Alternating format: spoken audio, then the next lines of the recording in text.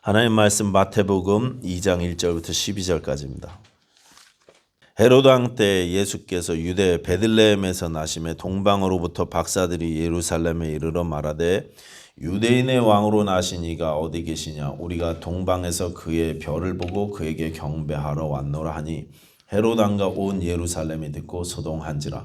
왕이 모든 대제사장과 백성의 서기관들을 모아 그리스도가 어디서 나겠느냐 물으니 이르되 유대 베들레헴이오니 이는 선지자로 이렇게 기록된 바 또 유대 땅 베들레헴아 너는 유대 고을 중에서 가장 작지 아니하도다. 내게서 한 다스리는 자가 나와서 내 백성 이스라엘의 목자가 되리라 하였음이니이다. 이에 헤롯이 가만히 박사들을 불러 별이 나타난 때를 자세히 묻고 베들레헴으로 보내며 이르되 가서 아기에 대하여 자세히 알아보고 찾거든 내게 구하여 나도 가서 그에게 경배하게 하라. 박사들이 왕의 말을 듣고 갈새 동방에서 보던 그 별이 문득 앞서 인도하여 가다가 아기 있는 곳 위에 머물러 서 있는지라. 그들이 별을 보고 매우 크게 기뻐하더라. 집에 들어가 아기와 그의 어머니 마리아가 함께 있는 것을 보고 엎드려 아기께 경배하고 보배 합을 열어 황금과 유향과 모략을 예물로 드리니라. 그들은 꿈에 헤로데게로 돌아가지 말라 지시하심을 받아 다른 길로 고국에 돌아가니라. 아멘. 기도하겠습니다. 하나님 아버지 감사합니다. 이 시간에 우리에게 말씀 주실 때 우리가 성령 충만하여 온전히 내게 주신 말씀으로 받게 하시고 배우게 하시고 또 하나님께 영광 돌리는 귀한 시간 되게 하여 주시옵소서. 함께 예배하지 못하는 우리 귀하신 성도님들을 기억하여 주시고 어느 곳에 있든지 동일한 은혜 베풀어 주시옵소서. 감사드리며 예수님 이름으로 기도하였습니다. 아멘.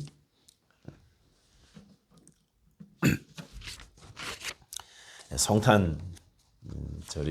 25일이 이제 성탄절이고 오늘은 성탄 주일입니다. 원래 성탄절 또는 예수님 태어나신 날짜 이게 성경에 안 나오잖아요. 그렇죠? 크리스마스라는 단어도 나중에 만들어진 단어고 성경에 안 나온 단어다 보니까 말들이 많아요. 원래 초대교회에서도 예수님의 이 나심, 탄생을 기념하는 절기는 없었습니다. 예수님의 나심을 기념하던 그런 기념 예배는 없었어요. 초대교회가 기념했던 날은 세 가지였습니다. 예수님의 죽으신 날과 또 부활하신 날과 다시 오심을 약속하신 날, 그런 날을 기념하면서 지켰더랬습니다. 그러다가 이제 시간이 지나면서 예수님의 생일도 기념해야 되는 거 아니냐 하는 필요가 생기기 시작했고, 그래서 이제 의논이 되어지고 교회가 종교 회의를 모여서 회의를 하게 됐는데, 근데 문제는 교회에 남아있는 초대교회 성도들 중에 또는 그 후세 성도들 중에 예수님이 언제 태어났는지 정확히 아는 사람들이 아무도 없더라는 것입니다. 성경에 보면 이제 누가복음에 그 지경에 목자들이 밖에서 양을 쳤다는 그런 이야기를 추정해서 목동들이 밖에서 양을 칠 정도면 추운 겨울은 아니겠구나 이 정도만 알지 정확히 언제는 모릅니다. 보통 성경학자들은 12월로부터 한 3개월, 4개월 목자들이 밖에서 활동할 수 있을 정도인 가을 정도가 아니었을까 이렇게 추정합니다. 그래서 8월이나 9월이 예수님의 진짜 생신이 아니었을까 이렇게 추정만 할 뿐이지 정확하지는 않다는 것입니다. 그러다가 이제 기독교 핍박이 사라지고 기독교가 로마에서 인정되고 공인되었을 때 로마의 축제일 중에 하나를 차용해서 예수님이 오신 날로 우리가 예배하자 이렇게 정하게 됐죠. 기독교 종교적으로는 이제 신앙 토착화라고 이렇게 이야기하는 사람도 있는데 말하자면 이것입니다. 요즘에 10월 마지막 날이 이제 할로윈 데이 아닙니까? 맞죠? 근데 할로윈 데이가 막 귀신을 섬기고 그런다 그래서 교회에서는 다른 이름을 붙여서 애들한테 사탕도 나눠주고 이렇게 하잖아요. 할렐루야 데이 이렇게 이름을 붙이기도 하고 그것처럼 당시에 12월 25일에는 태양신을 섬기는 날이었죠. 그래서 로마 우상을 섬기는 축일이었습니다. 그게 너무가 크니까 이제 교회가 커지고 로마 교회가 확장돼 가면서 그 축일을 다른 것으로 대체하자, 경건하게 대체하자 하는 운동으로 그러면 예수님이 빛이시니까 태양의 날이니까 빛으로 오신 예수님을 그날 기념하는 게 좋겠다 해서 대체한 것입니다. 그래서 12월 25일로 결정되기 시작했습니다. 그렇게 되니까 결과적으로 어떻게 되었느냐? 기독교 신앙이 점점 로마 제국 안에서 퍼져나가면서 태양신을 섬기는 우상 숭배가 점점 사라져가고 대신 그리스도의 이 땅에 오심을 감사하며 예배하는 날로 지내는 것으로 점차적으로 바뀌게 되었고, 그러다 보니 신앙적으로는 결과적으로는 여러모로 유익하고 좋은 결과가 나오게 된 것입니다. 자, 이렇게 성탄일을 12월 25일로 정하게 된 데에는 여러 가지 사회 문화적인 이유가 있었고, 또 다른 하나는 신앙 고백적인 이유도 있었습니다. 예수님의 고난은 십자가만이 고난이 아니고 하나님이신 그분이 연약한 사람의 몸을 입고 이 땅에 오신 것 자체가 고난이라는 그런 고백인 것입니다. 그 사람 되심이 십자가보다 어떤 의미에서 더 큰 고난이다, 이런 고백을 배경으로 깔린 것입니다. 그래서 고난주간이 끝나는 3월 중순은 십자가를 지신 날일 뿐만 아니라 가장 큰 고난을 감당하신 날, 즉 인간으로 여자의 몸에 잉태되신 날이라고 고백하기 시작한 것입니다. 그러다 보니 3월 중순이 이제 순환일이니까 그로부터 9달 반을 지나서 12월 말이 성탄일이 된다는 주장인 것입니다. 이것을 그냥 어거지로 짜맞힌 게 아니고 성 어거스틴 기록에 나오는 그런 내용이에요. 자, 아무튼 여러 가지 의견이 분분하지만 확실한 것은 날짜가 아니라 이 성탄의 의미인 것입니다. 하나님이 이 땅에 오신 것의 의미. 12월 25일이냐 아니면 1월 9일이냐 뭐 이런 특정한 날짜가 중요한 것이 아니라 왜 하나님께서 이 땅에 오셔야만 했는가? 전능하신 하나님께서 낮고 천하고 가난하고 힘없는 모습으로 이 땅에 오셔야만 했던 이유가 도대체 무엇인가? 그 사실을 아는 것이 오늘날 우리에게 훨씬 더 더욱더 중요하다는 그런 말씀인 것입니다. 성탄절은 그 이유를 알고 하나님께 감사하고 예배하는 그런 시간들이 되어야 한다는 말씀인 것입니다. 예수님 탄생의 기록은 사복음서 중에 마태복음하고 누가복음에 나오죠. 누가복음은 예수님이 태어나던 때를 아주 밝게 기록했습니다.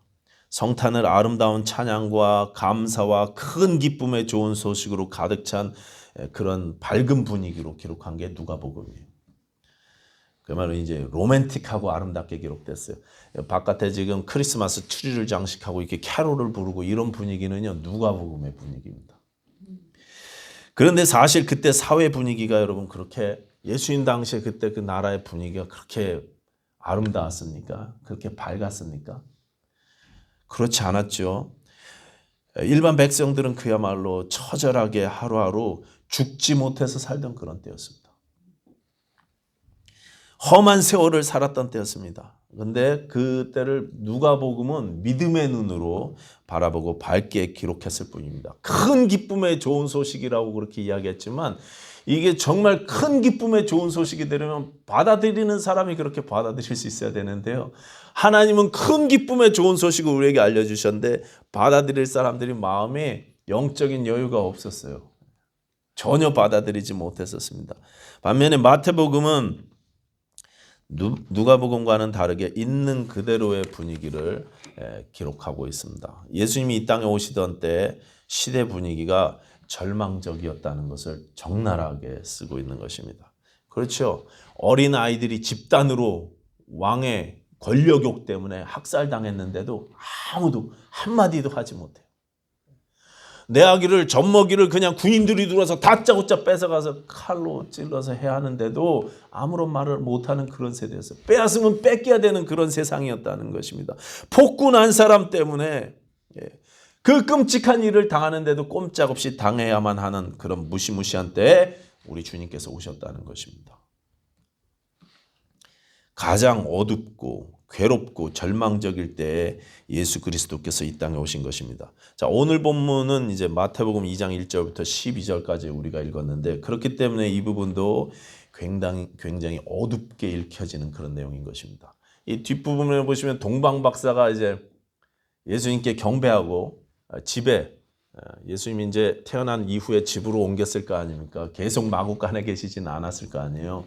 집으로 옮겼을 때 그때 이제 아기와 그 어머니가 함께 있는 것을 보고 경배했다고 나와요. 그리고 3가지 예물을 드렸다고 그렇게 이야기해서 이 동방 박사들의 예배에 초점, 그 먼 길을 와서 예배하고 경배했던 것에 초점 맞추고 그 예물의 의미들을 우리가 생각해 보기도 하지 않습니까?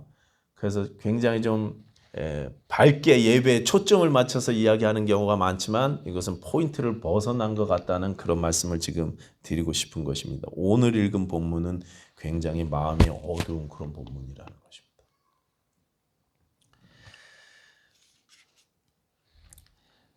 이 본문의 기사에 그리스도의 탄생을 받아들이는 모습과 관련해서 3부류의 사람들이 나오고 있습니다. 가장 먼저는 이제 헤롯 왕이죠. 그리고 대제사장과 서기관들의 태도를 볼 수 있고, 그리고 좀 전에 말씀드린 동방 박사들의 태도를 볼 수 있습니다.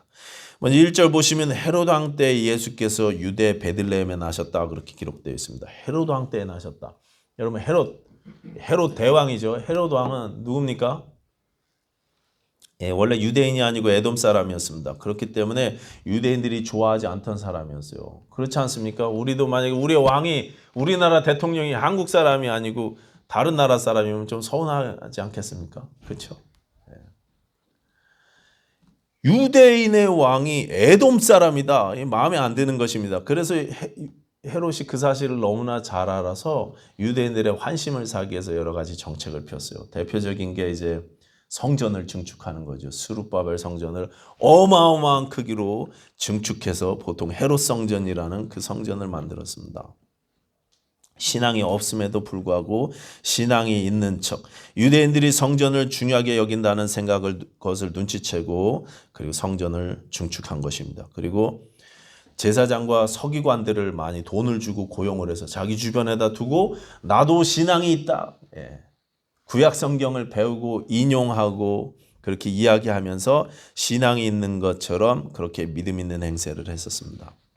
겉모습을 보면 그렇죠. 성전도 증축했죠. 툭 하면 말씀을 언급하기도 하죠. 목사님들하고 교류도 하죠. 그러니까 신앙이 있는 것 같아요. 청와대로 목사님들 초청해갖고 막 예배도 드리죠. 주일날이라고 성경책 끼고 큰 교회 다니면서 막 요새 선거운동 하시는 분들 보면 그러죠. 겉모습 보면 신앙이 있는 것 같아요. 근데 이분의 모습은 이 헤롯 왕의 믿음은 가짜였습니다. 그렇기 때문에 이 사람의 사생활은요, 이루 말할 수 없을 정도로 죄악된 삶을 살았던 사람이 헤롯이었습니다. 쾌락과 권력 때문에 자기의 친아들들을 2이나 죽였고 자기 아내도 죽였어요. 나중에 자기 권력 때문에 자기 친아들을 죽이는 그런 사람이었습니다. 오늘날 우리들의 모습으로 빗대서 이야기한다면 교회에서 겉모습은 굉장히 열심히 있습니다. 대단해 보입니다. 사람들의 칭찬과 인정을 받을 만한 그런 일들도 해요. 교회 안에서. 그런데 정작 그의 사생활을 보면은요, 믿음과 거리가 멀더라는 것입니다. 모든 것이 자기 중심입니다. 내 마음이 채워지지 않으면, 내 뜻이 이루어지지 않으면 인정받지 못하고 대접받지 못한다고 생각하면 어떻게 합니까? 우리가 물론 헤롯처럼 극단적으로 이렇게 반응하거나 공격적으로 반응하지는 않지만 어이없는 모습이 막 드러나기 시작해요. 영적 가족이라니 교회를 쉽게 떠나기도 하고 그리고 나아가서 신앙생활마저도 중단해 버립니다. 신앙과 믿음, 일상생활이 전혀 매치가 되지 않는 것입니다. 앞에는 신앙인인데 뒤에는 불신자나 똑같다는 것입니다. 세상이 섬기는 것을 나도 섬기면서 세상이 좋아하는 것을 나도 좋아하면서 그렇게 사는 것입니다. 여러분, 인간이 얼마나 우매하냐면 마치 내가 이 세상에 영원히 살 것처럼 그렇게 삽니다.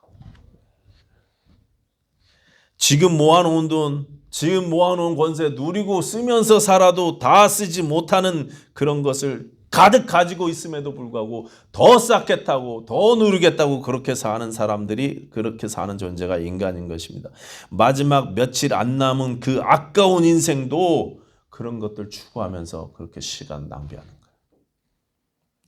성경은 분명히 이 짧은 세상 어떻게 해서든 세월을 아끼고 주를 위해 살라고 명령하시는데, 그런데 우리는 나의 만족과 유익을 위해서 내게 주신 시간 그렇게 다 써버리고 내게 주신 것들을 천년 만년 다 누릴 것처럼 움켜쥐고 있다가 써보지도 못하고 그냥 간다는 것입니다.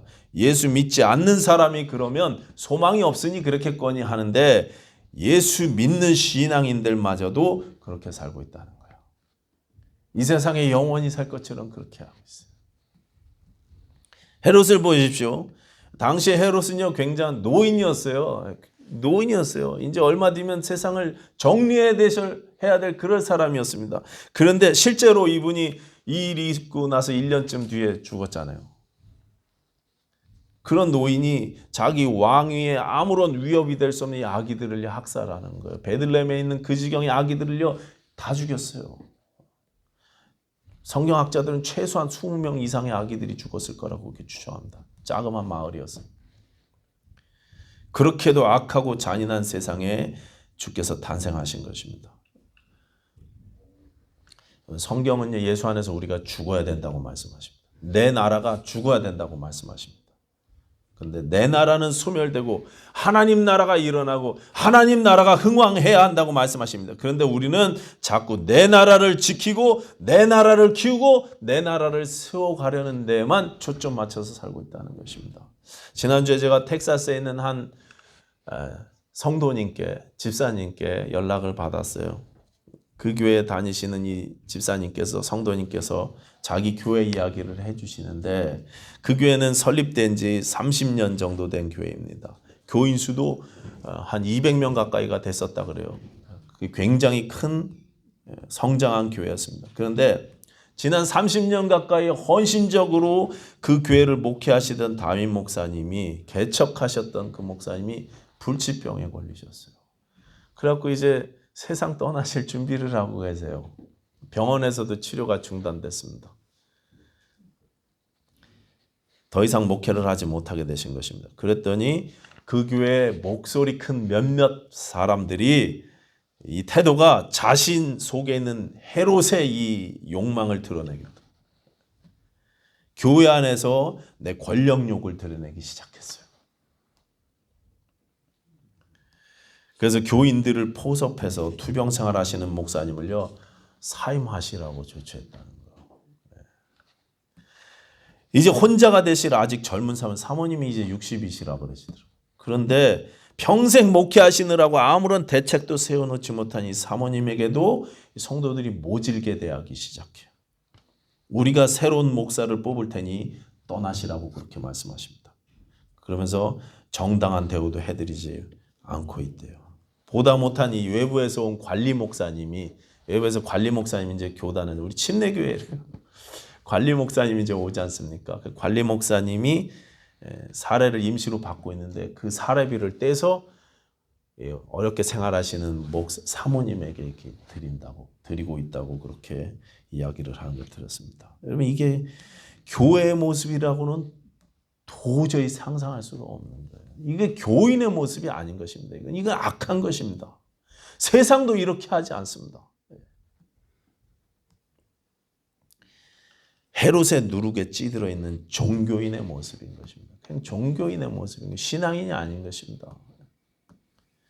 교회 주도권 싸움하느라고 말이죠. 우리 마음속에 이 헤롯의 누룩이 틈타기 시작하면 하나님 나라에 관심이 없어집니다. 하나님 나라가 아니라 내 나라를 세워가려고 합니다. 그래서요 잔인해져 가요. 어떻게 이렇게 모지를 수가 있을까 말이죠. 신자라는 이름이 있으나 세상보다 더 악해지기도 하는 것이 우리들 모습인 것입니다. 죄 없는 아기들을 아무 거리낌 없이 죽일 수 있을 만큼 평생을 헌신한 목회자 가정을 아무런 대책과 보상도 없이 내칠 수 있을 만큼 사람이 잔인해지고 모질어지는 것입니다. 그런데 이런 욕망의 싸움이 헤롯만의 싸움이 아니고 저와 여러분 안에도 아직도 살아서 역사하는 죄성의 문제라는 것입니다. 우리 옛사람이 아직도 우리 안에 이렇게 살아있다는 거예요. 두 번째 부류는 이제 제사장들과 대제사장들과 서기관들이었습니다. 헤롯은 이 동방 박사의 질문을 받고 대제사장들과 서기관들을 다 불러 모았죠.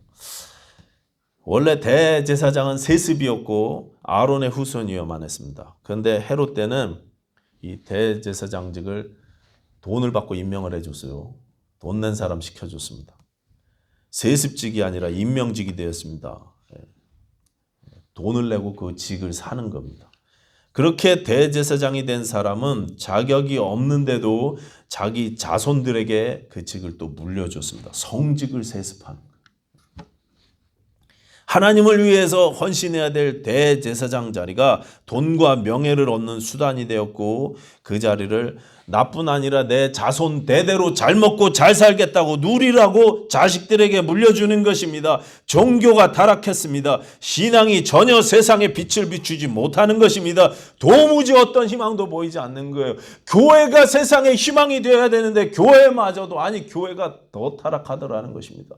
여러분 이 팬데믹 상황에서 지금 이럴 때 가장 교회가 세상의 빛을 밝혀줘야 되는 그런 복음의 전초 기지가 되어야 되지 않겠습니까? 생명이 살아나는 마지막 희망은 교회다 하는 고백들이 나와야 되지 않습니까? 근데 오히려 지탄의 대상이 되고 있어요. 이 대제사장과 서기관들은 성경을 통해서 메시아가 어디서 오는지 다 알고 있었습니다. 5절 보시면 헤롯이 물었을 때 척척 대답을 했죠. 미가서 말씀 가지고 이르되 유대 베들레헴입니다. 미가서에 보면 이렇게 기록되어 있습니다. 이렇게 대답했어요. 대답은 잘했는데 자기들이 대답한 그대로 유대 베들레헴의 동방 박사를 따라간 대제사장이나 서기관은요 한 사람도 없었습니다. 알기는 아는데 믿지는 않는 것입니다. 그리스도가 미가의 예언대로 베들레헴 에브라다 지방에서 분명히 태어날 것인데 근데 나는 안 믿는다는 것입니다. 그리스도가 났으면 지금 거기 있으면 안 돼. 가야죠. 베들레헴에 따라가야죠. 그리스도가 오시는지 안 오시는지에는 관심이 없었다는 것입니다. 하나님 나라에는 관심이 없고 오직 가지고 있는 관심은 이 자리를 자자손손 보존해서 잘 먹고 잘 사는 것이었습니다. 성경은 많이 알고 말씀의 전문가니까 또 교회 생활은 아주 익숙한데 말씀대로 살지는 않습니다. 말씀대로 그리스도를 경배하지 않습니다. 내가 아는 그 말씀에 순종하지 않습니다. 믿지 않기 때문에 관심도 없습니다. 관심은 오직 돈과 명예와 권력이었습니다. 여러분 오늘날 미국에 있는 신학교들 보십시오. 하버드 신학교, 예일 신학교 이런 리버럴해져 버린 그런 신학교들 말고 교단 신학교들마저도 자유주의에 물들어갖고 말이죠.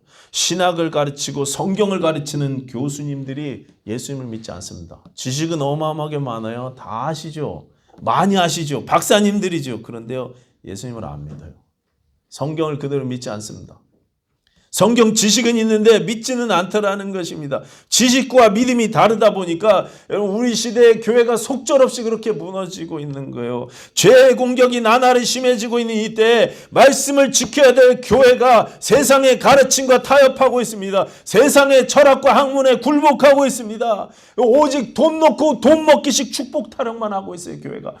제가 어떤 목사님 명함을 봤는데 저도 이제 교회 명함 하나 만들어서 지금 가지고 다니는 어떤 목사님 명함을 제가 페이스북에 올라온 걸 봤는데 정말 사람을 모으기 위해서 인기를 끌기 위해서 그런 구절을 썼는지는 모르겠지만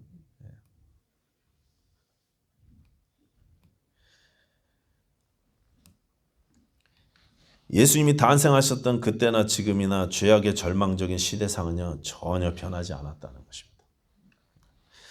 본문 1절에는 또 동방에서 박사들이 왔다고 기록하고 있습니다. 동방에서 박사들이 예루살렘에 이르러 말하되 이 동방 박사들이 어떻게 그리스도를 알았을까요?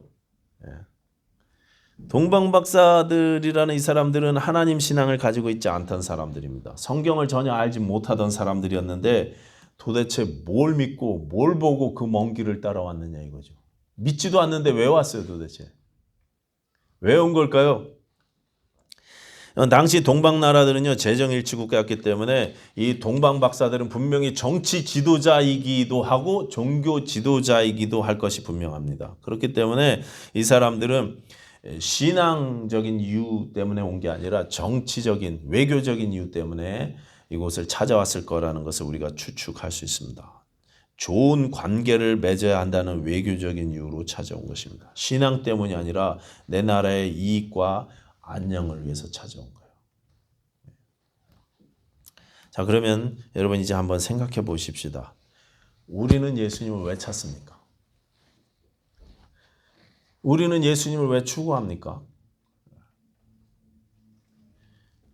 여러분 오늘날 하나님 앞에 나와서 예수 그리스도를 예배하고 있는데 우리가 예배하기 위해서 지금 오늘 왔잖아요. 그 이유가 무엇입니까?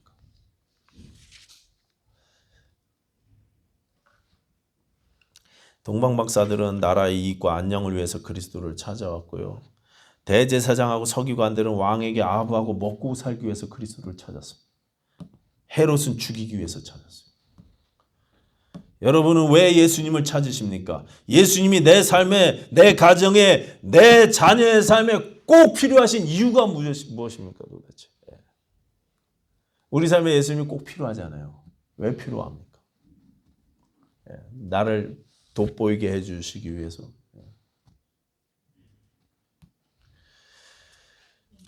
정말 어두운 때 그리스도께서 이 땅에 오셨습니다. 주께서 이 땅에 오셨던 그때는요 정말로 참담하고 어두운 때였어요. 마찬가지로 예수님은요 부끄럽고 소망 없는 어두운 죄악 가운데 헤매는 나를 살리고자 내 인생 가운데도 찾아오셨습니다. 찾아오셨어요. 그분을 내가 받아들였을 때 예수님이 이 땅에 오심이 큰 기쁨의 좋은 소식이 되는 것입니다. 제가 어떤 분에게 예수님을 전했는데요. 안 받아들이세요. 그냥 나한테 그런 종교 얘기하지 말자고. 우리 그런 종교 얘기하지 마십시다 목사님. 그분에게는 예수님이 오심이 큰 기쁨의 좋은 소식이 아니에요.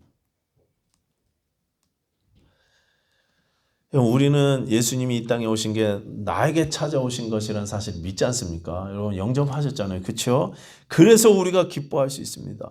그 절망의 땅에 오신 예수님이 오늘날 나에게도 찾아오셨기 때문에 그래서 이 어두운 내 삶을 밝게 바꿔주셨기 때문에 그래서 우리가 기뻐하고 다시 일어설 수 있는 줄로 믿습니다. 제가 몇 주 전에요. 제 삶이 제 신앙이 너무나 나락으로 떨어지는 것 같은 그런 심정이었더랬습니다. 신앙 슬럼프에 빠졌던 것 같아요. 제가요.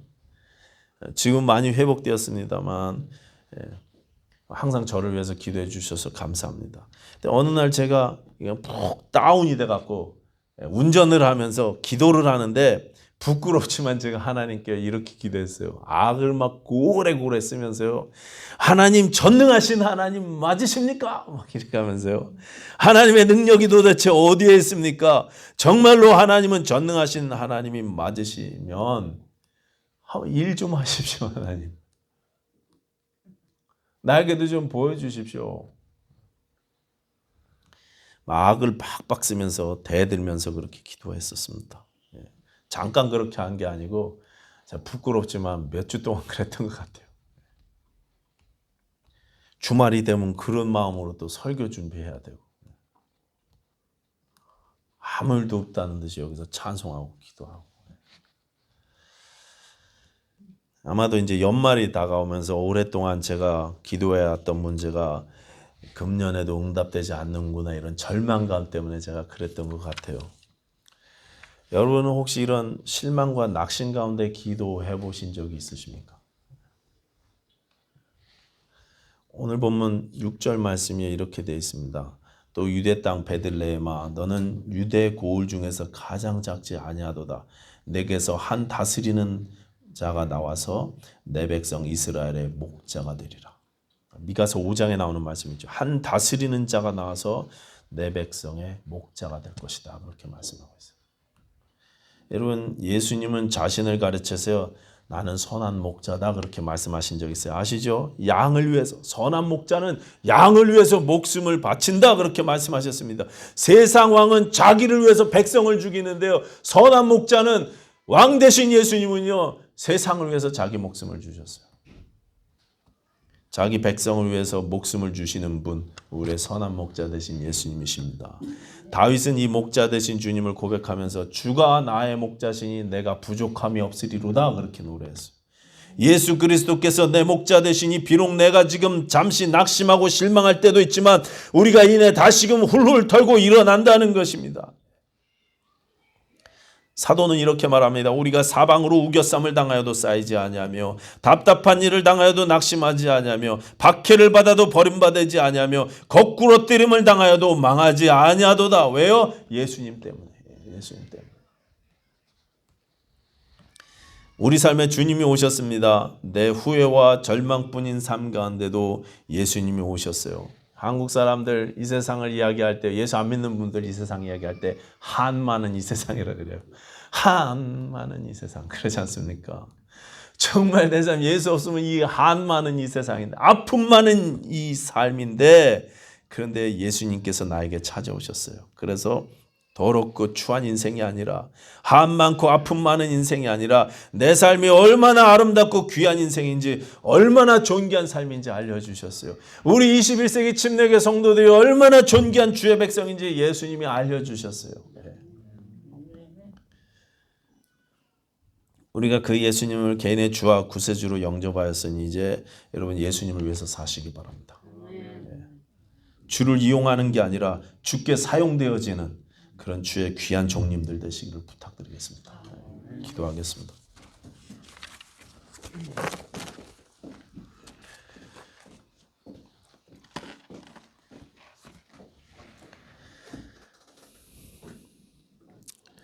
아버지 하나님 감사합니다. 우리에게 오셔서 우리에게 하나님의 사랑을 알려주시고 하나님을 보여주신 우리 주 예수님을 찬송하고 찬양합니다. 하나님 아버지, 우리를 사랑하신 그 사랑을 깊이 생각하며 금년 마무리할 수 있도록 도와주시고 밝아오는 새해도 주의 사랑 가운데 승리하는 우리 전귀하신 21세기 침례교의 모든 성도님들 다 되게 하여 주시옵소서. 예수님 이름으로 기도하였습니다. 아멘.